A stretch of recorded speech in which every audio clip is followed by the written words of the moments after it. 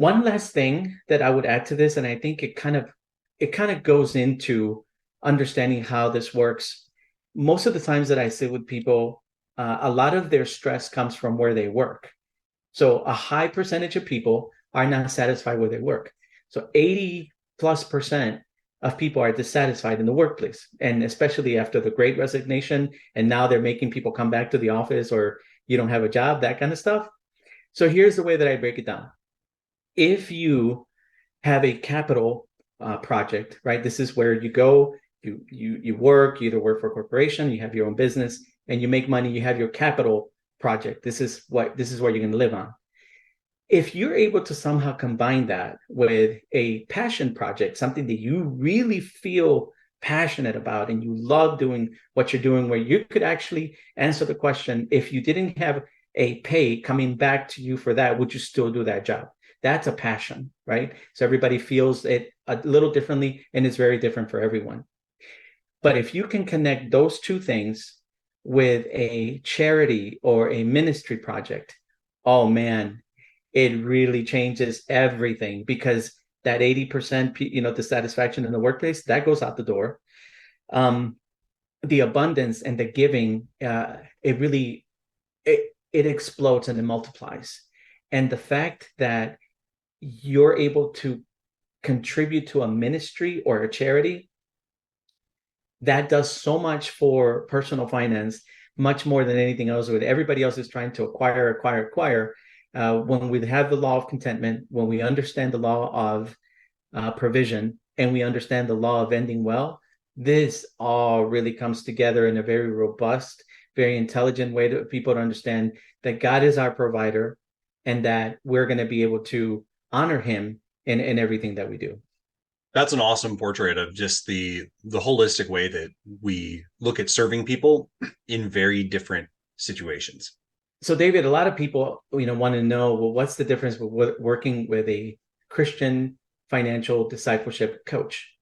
Well, that does not exclude somebody who doesn't believe and hold to the worldview that we have.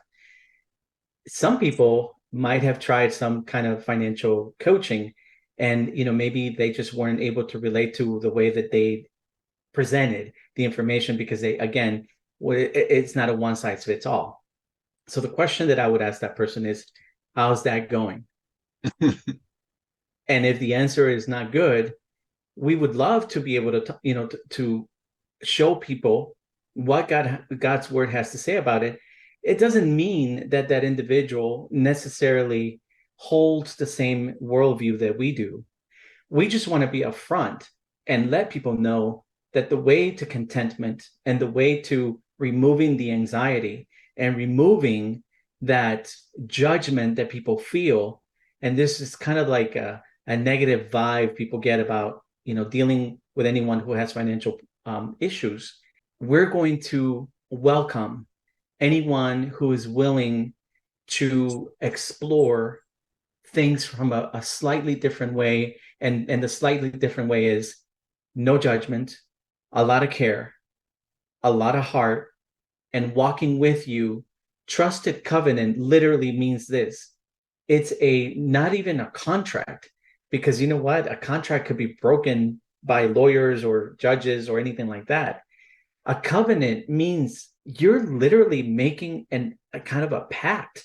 So covenants, we don't talk about that too much anymore in America, but a pact is, we're going to walk with you and make sure that you get to your desired goal of managing finances well, being that kind of giver, maybe having going through those levels of finance that we talked about earlier, but being very intentional and leaving all the anxiety and all the guilt that you've had to face all this time, the mental health issues.